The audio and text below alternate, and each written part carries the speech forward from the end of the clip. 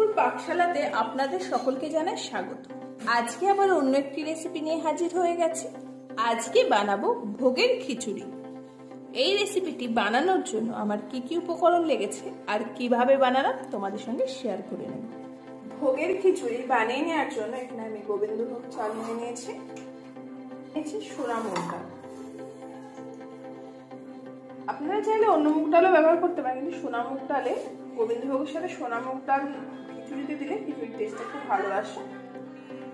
আর আরেকটা জিনিস খেয়াল করবেন, যখন খিচুড়ি বানাতে যাবেন তখন খিচুড়ির জন্য যে পরিমাণ চাল নেওয়া হবে সমপরিমাণ ডাল নিতে হবে। ডাল আর চাল যদি সমপরিমাণে নেওয়া হয় তাহলে খিচুড়িটা একদম পারফেক্ট আসবে। সবার প্রথমে চালগুলোকে ভীষণ কষলে ধুয়ে জল ছড়িয়ে নেব। খিচুড়ির মধ্যে কিছু সবজি দিয়ে দেবো, সেই জন্য আমি এখানে আলু কেটে নিয়েছি, একটু বড় বড় করে কেটেছি, সাথে ফুলকপি, গাজর আর মটরশুঁটি। গ্যাসে একটা কড়াই বসিয়ে দিয়েছি, কড়াই গরম হয়ে গেছে। এবং মুগের ডালগুলোকে প্রথমে খালি খোলায় ভেজে নেব।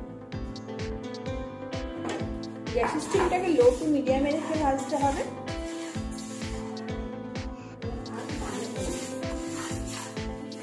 ডালটাকে লাল করে ভেজে নেওয়া হয়ে গেছে। এখন আমরা গ্যাস বন্ধ করে দিয়েছি। এই কড়াইয়ের মধ্যে আমরা এখন জল দিয়ে দেব। ডাল কড়াইয়ের গরমে আর ডালের গরমে যে জলটা ঢেলেছি জলটা গরম হয়ে গেছে।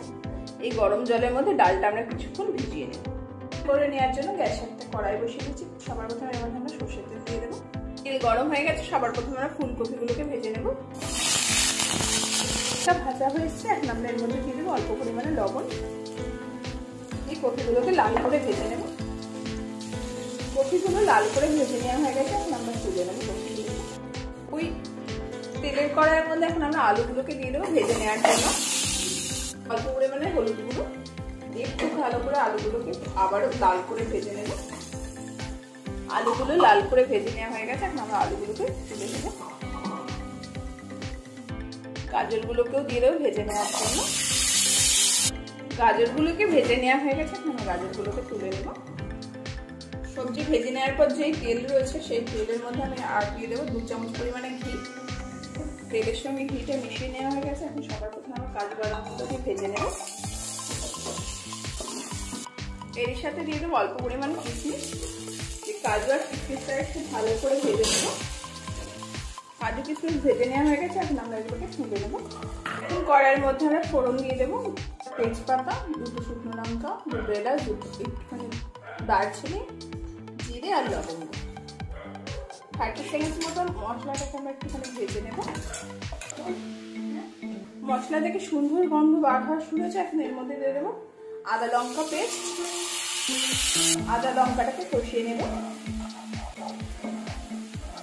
এখানে আমি খুব মিহি করে আদা লঙ্কাটা পেস্ট করিনি, খেতে নেওয়ার মতো করেছি। চাইলে আপনারা মিহি পেস্ট হলে ব্যবহার করতে পারেন। পরিমাণে ধনে গুঁড়ো, 1/2 চামচ জিরে গুঁড়ো, 1/4 টেবিল চামচ কাশ্মীরি লাল লঙ্কার গুঁড়ো, হলুদ পরিমাণ মতো, লবণ পরিমাণ মতো। মশলাটা যাতে না পড়ে যায় এর মধ্যে দিয়ে দেবেন অল্প একটু জল দিয়ে সমস্ত মশলা খুব ভালো করে কষিয়ে নেব। মশলা খুব ভালো করে কষিয়ে নেওয়া হয়ে গেছে, এখন এর মধ্যে দিয়ে দেবো জল ঝরিয়ে রাখা চালগুলো। মশলার সঙ্গে চালটাকে খুব ভালো করে মিশিয়ে নেব। চালের সাথে মশলাগুলোকে খুব ভালো করে কষিয়ে নেওয়া হয়েছে, এখন এর মধ্যে দিয়ে দেবো ডালগুলো। চাল ডাল আর মশলা খুব ভালো করে একসঙ্গে আমরা কষিয়ে নেব। চাল ডাল ভালো করে কষিয়ে নেওয়া হচ্ছে, এখন এর মধ্যে দিয়ে দেবো মটরশুঁটি। এর সাথে দিয়ে দেবো একটা টমেটো। এই চাল ডালের সাথে মটরশুঁটি টমেটোগুলো খুব ভালো করে কষাবো। চাল যত ভালো করে ভাজা হবে খিচুড়ির টেস্ট তত ভালো হবে। চাল ও ডাল খুব ভালো করে ভেজে নেওয়া হয়ে গেছে, এখন আমরা এর মধ্যে দিয়ে দেবো জল। সবসময় যে কাপ মেপে আপনারা চাল দেবেন সেই কাপের ডবল জল, অর্থাৎ যদি 1 কাপ চাল 1 কাপ ডাল দেওয়া হয় সেক্ষেত্রে চেষ্টা করবেন মোট 4 কাপ জল দেওয়া। সবসময় গরম জল ব্যবহার করবেন। এর মধ্যে দিয়ে দিলাম গরম জল। খুব ভালো করে সমস্ত উপকরণ জলের সাথে মিশিয়ে দেবো। এখন এর মধ্যে দিয়ে দেবো ভেজে রাখা সব সবজিগুলো। এর সাথে দিয়ে দেবো ভেজে রাখা কাজু কিশমিশগুলো। গ্যাস স্টিমটাকে হাই করে অপেক্ষা করবো ফুটে ওঠার।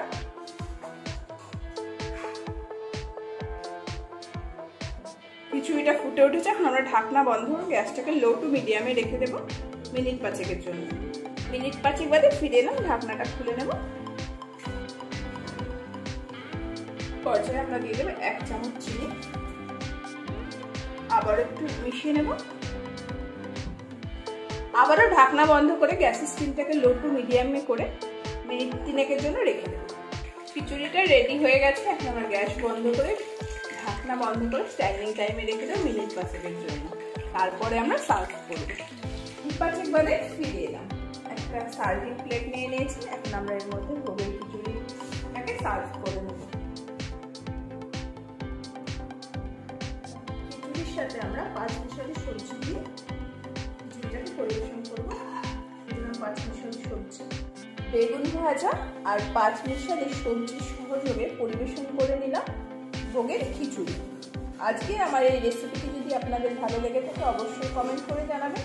আরও নতুন নতুন রেসিপি পেতে আমার চ্যানেলটিকে সাবস্ক্রাইব করে আমার পাশে থাকবেন। ধন্যবাদ।